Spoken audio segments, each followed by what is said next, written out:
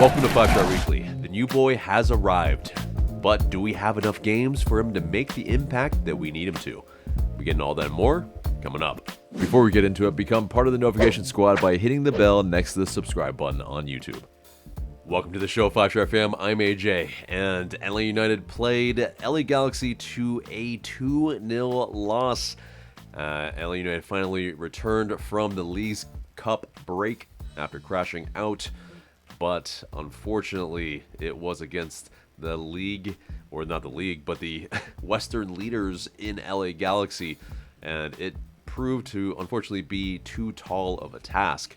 But before we get into that review, and we'll do that briefly, let's give some shout outs to our Patreon members, our loyal Patreon fam. Gavin, Jordan, Niall, Andrew, and Chris. Much love to you guys as always. But getting into this match. So well rested for sure. When you have 3 weeks, it's pretty much like a little mini preseason.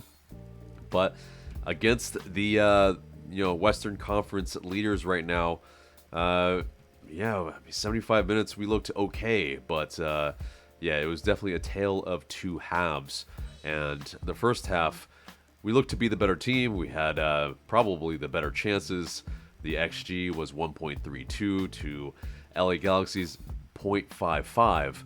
And also, guys, I'm a little bit under the weather, so if I cough or if I'm struggling a little bit with my voice, I apologize beforehand. But it's been a struggle this week. But hopefully I will get over this cold. So, essentially, as far as the chances, I mean, it was, in the first half, I mean, we looked, a little bit where, some of the chances from maybe Jay Fortune, from what he was creating, from midfield, as it was a midfield of Fortune. Also, McCarty, Muyama missed out, so Schleich was the guy in as well. McCarty seemed to be or maybe Fortune seemed to be the guy that actually played in his stead. But the back line: Pedro Amador, Williams, Gregerson, Lennon, and then Tiare played up top as the surprise, possibly, instead. But it was definitely a little helter-skelter a little bit. It was as well. The night just seemed to be where the same problems kind of arise. We look okay. We looked pretty decent in attack, but we just cannot finish our dinner, cannot finish off the chances. And it was in the second half, seemed like the momentum, at least according to Rob Valentino, he mentioned that he felt a shift after the penalty chance for LA Galaxy when Paintsil, when he took the kick, Brad Guzan, well, he was able to make a stop. I mean, he's been insane this year in terms of, the penalty stopping output has been completely 180 from his career here. And for whatever reason, it has been so much better this season. And even though he was able to guess right and stop it by diving to his left, it was still apparently a little bit of a momentum change. And Ricky Puig, one of their stars, he was able to break the scoreless deadlock. And basically Marco Reus, he came on at the exact same time that our new boy, Alexey Miranchuk, was subbed on as well. Marco Reus, of course, the longtime Borussia Dortmund legend, often injured, but still, when he was playing, very, very good. And he showed his class. He was able to pretty much be patient in the final third and was able to draw the defense out a little bit and create some space. And Puig, he was able to rocket one into the back of the net a little bit from distance. And it's the first MLS minutes. Royce was able to get first career MLS assist. And then later on in the 84th minute, was able to get his first MLS goal. And that was through a bit of a shot initially that he took that was blocked by Goose. And then he finished off the rebound. And, it's just class prevailing here. Didn't even need a ton of minutes. Pretty much, just less than 10 minutes, it seems. So, yeah, very, very tough when you go against, a legend in Marco Royce. And, you kind of have staved off, the LA Galaxy for the better part of 60 minutes. And, unfortunate. It's, Greg Vanney, the LA Galaxy coach, has been just a turnaround has turned them around and made them a real force. And that's kind of what you hope on this side for LA United is, our fortunes to turn around this well and this quickly like an LA Galaxy. But, as far as LA United and some bright spots, Fortune, looked bright as kind of the furthest forward as a midfielder. But, as far as, it got a little bit ugly in the second half when LA Galaxy just ran a little bit rampant, pretty much when Royce came on. It just seemed like it was one-way traffic a little bit. But, as far as, Miranchuk, when he came on, it seemed a little bit of a mixed appearance, mixed debut. He, he's definitely class. It looked like he was a player that's very aware of his surroundings and, was trying to make things happen. Maybe not getting a ton of service from his teammates. Maybe, the rest of the teammates kind of not knowing where and what kind of ball he's really wanting and, just how to feed him. But, it is where, Miranchuk, it seems like, he will need some betting in time. And, it is, he is not Marco Royce.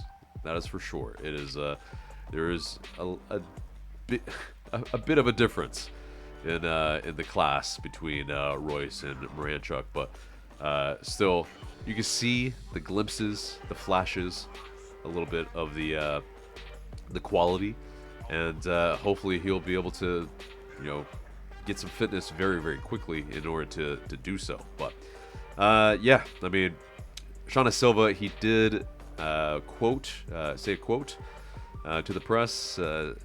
He mentioned, "I can see he has a beautiful left foot. He's a guy who likes to make good passes in behind, and I think he's going to help the team in the future." And hopefully so. We're going to really, really need it very, very soon. 8 games, not very many to do so. But,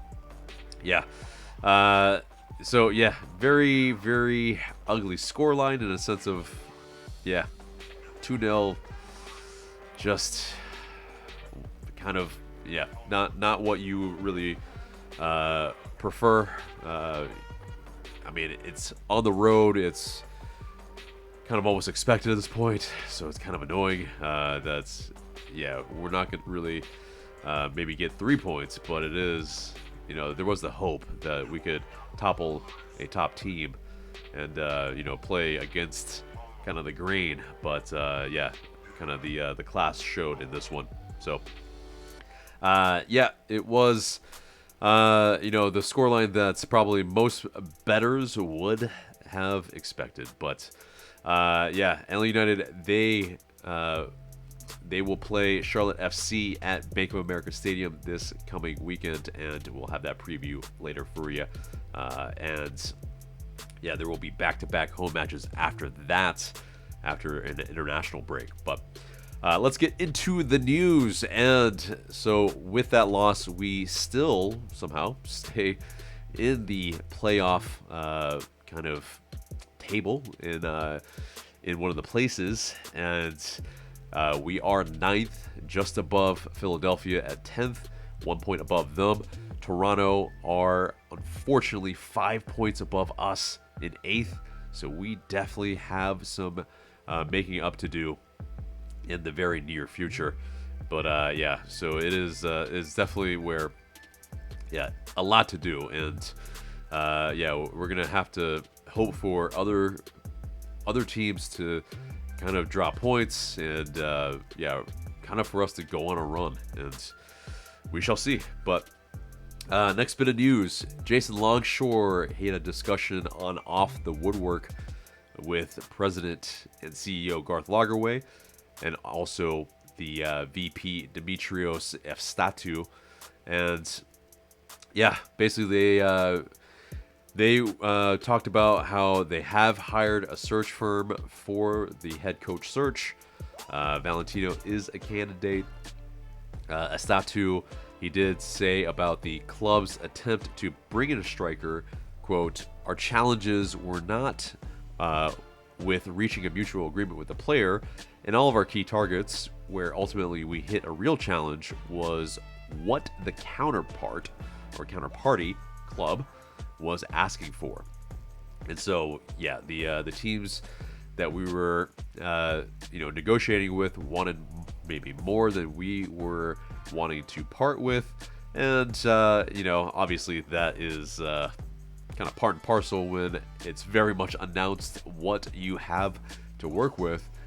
Seemed like maybe Lagerwey maybe needed to be a little bit more kind of under wraps about what we actually had gotten for these players.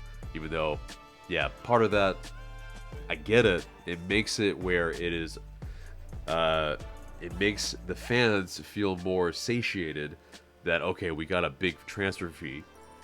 But the difficulty is now, yeah, turning around in the transfer market. Everyone knows what you have to play with, and so they want that money.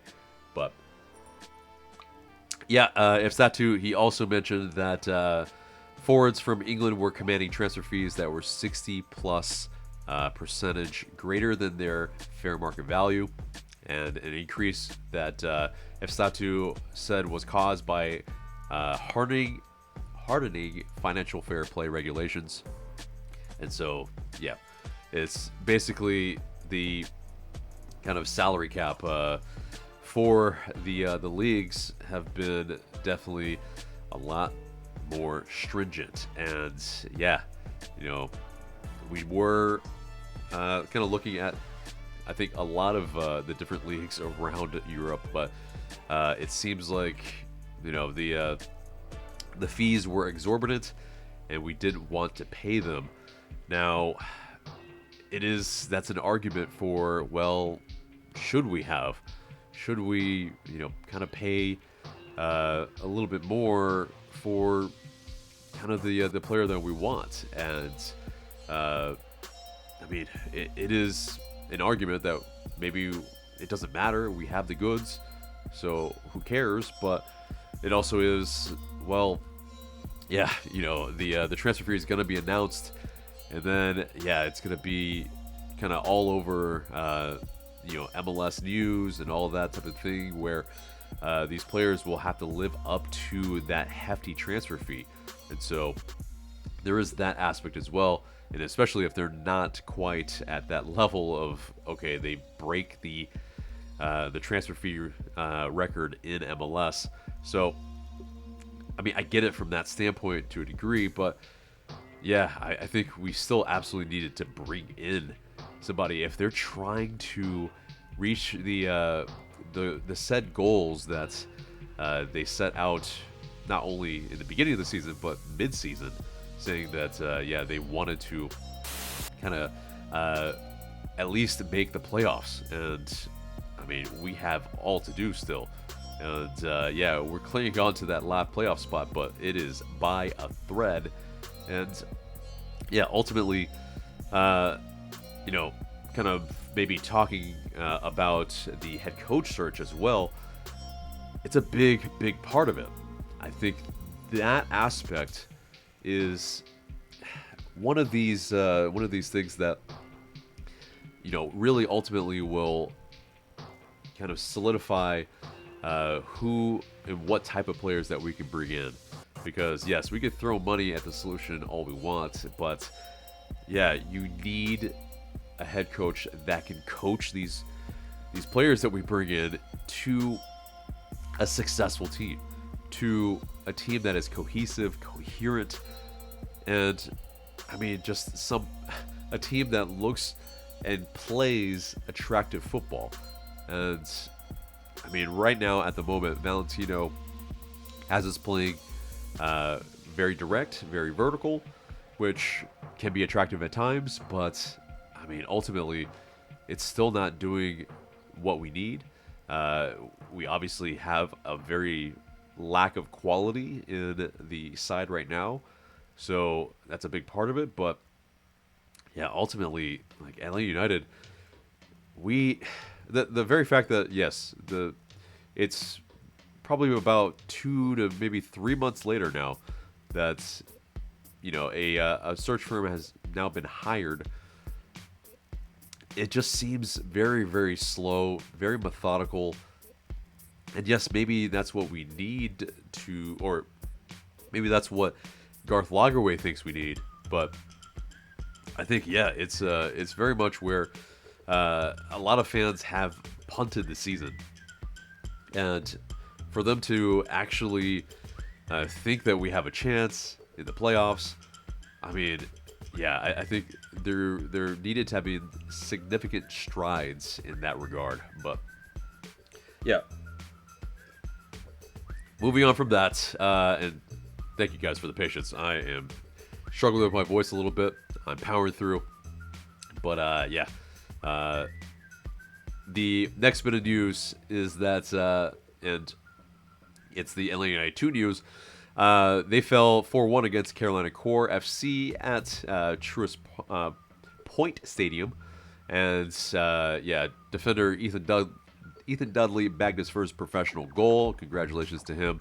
While Matias Gallardo added his third assist in 3 matches. So the Twos will continue its 3-match road trip on September 1st when they travel to Chattanooga to take on Chattanooga FC at Finley Stadium.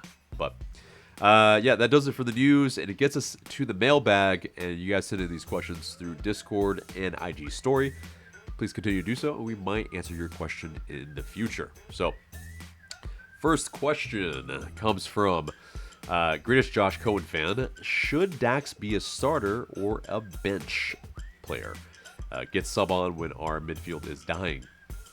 I mean, yeah, with his retirement coming on at the end of the season, I mean, and this kind of being a little bit of a lost season, I mean, it's one of those, I think you play Johnny Fortune as much as you can. You play Bartosz Slisz.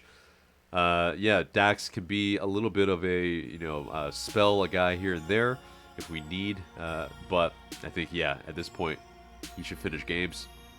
And yeah, especially if we need it, if we needed experience, I think that's where he's probably most needed at this moment. But Mr. Matrix 09 asks, been asking this elsewhere, but figured I'd ask here as well. What are some reasonable expectations for Miranchuk during the last stretch of the season? Well, we've got 8 games. I mean, I don't think, you know, he's going to play every single minute of every single game. We definitely, yeah, I mean, we have to bet him in a little bit. I think a reasonable expectation is probably a goal and a couple of assists, maybe several assists. I think that's probably what we can hope. Anything more than that, I think it's gravy. And, you know, so he can kind of bed into this side.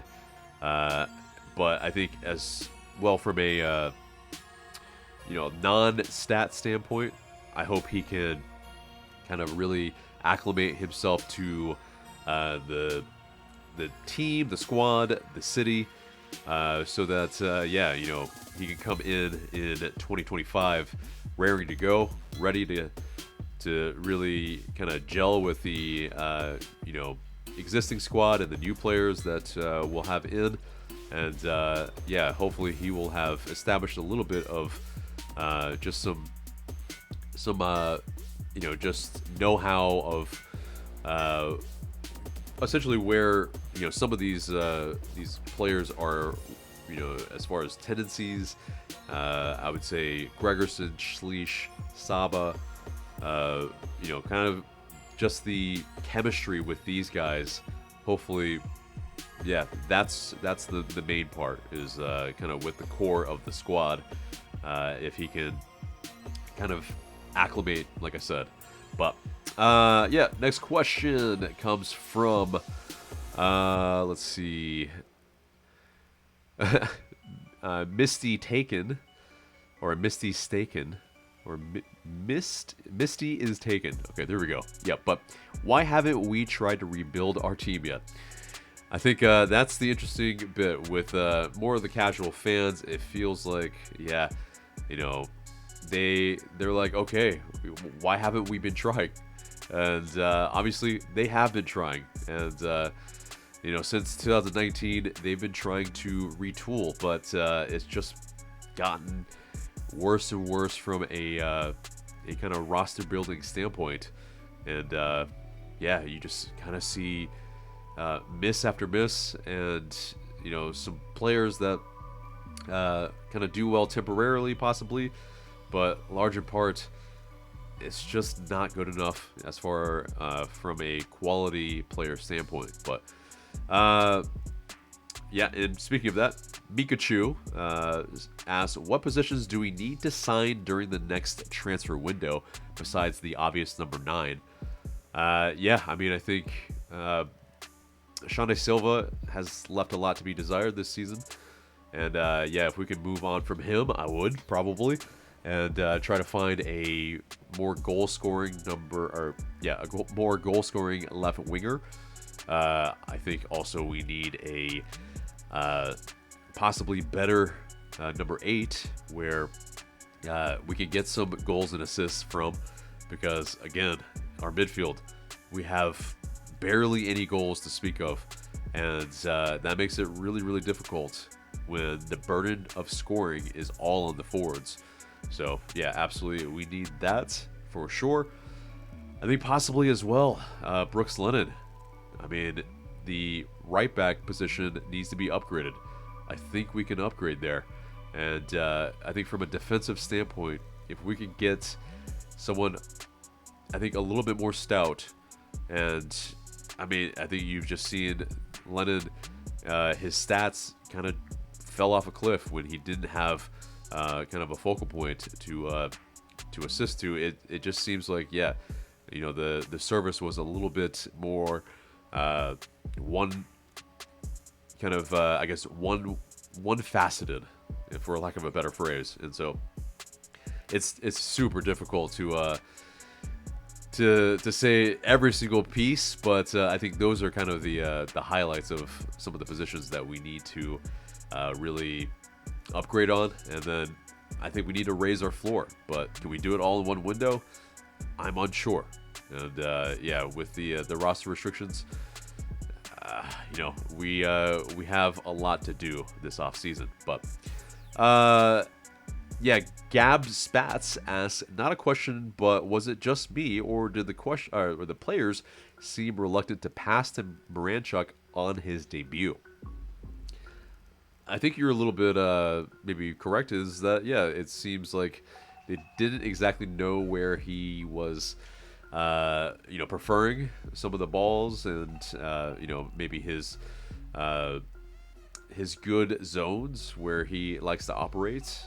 There's still probably a lot of kind of acclimating, like I mentioned earlier, that is super important when yeah, he has just come in, so it's super duper difficult to really say that yeah, he'll be able to kind of do that quickly either. But hopefully very very quickly, and hopefully it's not even an issue. But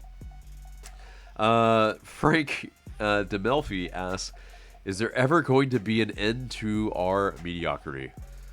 Man, I hope so very, very soon. It is definitely, it is maddening. It is something that a lot of the fans have really cried for, yeah, just, better management from the front office, because it really stems from that. And, yeah, I think there's a bit of that needs to happen as well, where not only upgrading on the player positions, but also from the front office, upgrading from the front office positions as well. So yeah, okay, I think that is it for the mailbag. And you guys, thank you so much for sending those in. We are going to move to the match preview, and 7:30 on Saturday against LA Galaxy, or not against LA Galaxy, against Charlotte FC, rather. They're 6th in the East. We are 9th in the East, so 6v9. And yeah, they last played to a 1-1 draw against New York Red Bulls. Their previous match against us was in June on the 2nd, and we lost, unfortunately, to them at home to a 2-3 scoreline. But yeah, essentially our last 5 against them, they've won 3, we've only won 2, and we've drawn 0. So I think what's something interesting is their GM, Zoran Kerneta. He said, quote, "We're not interested in making profits. I mean, we will when the time is right and the right club comes, but we're not into making profit for profit's sake. We want to make sure that we basically improve the team and get the team better and then compete first. We want to be on the same level as LAFC and Columbus and those kind of guys, and I think we are very close."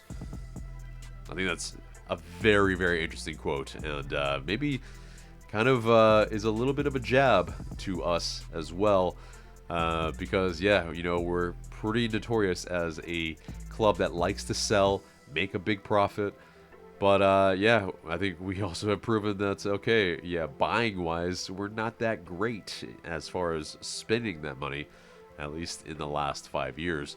And so yeah, that ambition to being on the same level as the LAFC and Columbus, well, the hire of Dean Smith has definitely put them in kind of the best form they've ever been in their entire existence. So yeah, it is definitely something that's they're one of the surprise teams of the season. But yeah, some of the players that they brought in or brought back in recently. Well, Karol Swiderski, struggling there, but Swiderski, he returned, and basically as well, they got a new massive player in the sense of, yeah, it's player coming from the Premier League, from a Premier League side in Fulham, and the U.S. men's national team member Tim Ream, where yeah, this defender, he previously had played for the likes of New York Red Bulls, but basically is familiar with MLS, is a big signing, and is going to make them better in the immediate. And yeah, that's huge. I mean, he is a player that says he wants to play until 40. I mean, yeah, in MLS, I mean, I think he's taking care of himself pretty well too. I think he will probably make them a lot better. But yeah, I mean, the predictions around the league basically had them pretty much around the kind of wooden spoon areas as low as 15th, as high as 8th, but no one had them at 6th, where they are now, and it is. Ooh, I mean, they're a team that's overperforming, and also a side that has beat the likes of FC Cincy, and yeah, we have a tough assignment against us this weekend at Bank of America Stadium. But yeah, they are a side that's good at protecting their leads. Yeah, they're good at creating some chances through their individual skill. They're also not as great like us at finishing scoring chances. And yeah, aerial duels wise, not as great as well. So yeah, a team that likes to play with their width, and yeah, their 11 doesn't change that much either. So yeah, some match facts, or a match fact for us here. So Charlotte FC, they have drawn their last 3 matches. Yeah, I mean, it's could very well be headed that sort of direction as well. So we shall see. But let's get into the unavailable players for LA United. So Muyamba, he missed the last match because of hip soreness. He began feeling it last Friday. Whether he will play a part in this next match, we shall see. But yeah, it seems like everyone else is largely healthy. So yeah, because we also saw Mascara return as well. So yeah, that gets us into the predicted starting 11 then. So yeah, Braguzan, I think, between the sticks, obviously. Lennon and Amador at the fullback positions. Gregerson and Williams, the center back pair. What's probably really going to be interesting is who is going to be playing in midfield. I think it's going to be Schleich. I think it's also going to be Ajani Fortune, who I think earns this start with a good performance in the last match. The real question is it going to be McCarty again? Is it going to be Muyamba, who's going to return possibly? Or is it going to be the new boy, Alexey Miranchuk, who maybe it's a lot to ask for him to start this match, but we shall see. So I think Miranchuk does start, maybe gets 60 minutes and then comes off. But yeah, I think on the wings, Saba and Silva. And yeah, up top, it's going to be Daniel Rios. So maybe coming back a little bit from, yeah, there's a little bit of the slight injury that he was nursing this past week, but he was able to play a little bit too. So yeah, maybe he will get the full run out, but we shall see, like always. But let us know what your starting 11 prediction is in the comments below. But that gets us to the score prediction, and I think it's going to be a 1-1 draw. Yeah, it looks like it's draw heavy in the past 4 for Charlotte, and as well, it's another road game for us. It's gonna be a little bit difficult, so not always the easiest in that regard. So yeah, 1-1 draw for me. So what do you guys think? Let us know in the comments below. So that is it. That is the episode there and there. It's a quick one, but guys, yeah, let us know what you think. But that gets us to the question of the day.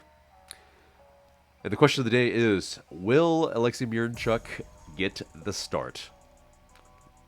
Get in those comments. Let us know what you think. Looking forward to what you have to say. But guys, that is the episode there and there. Remember to like, share, comment, and subscribe. I've been AJ. Thank you so much for watching, and we will see you in the next video.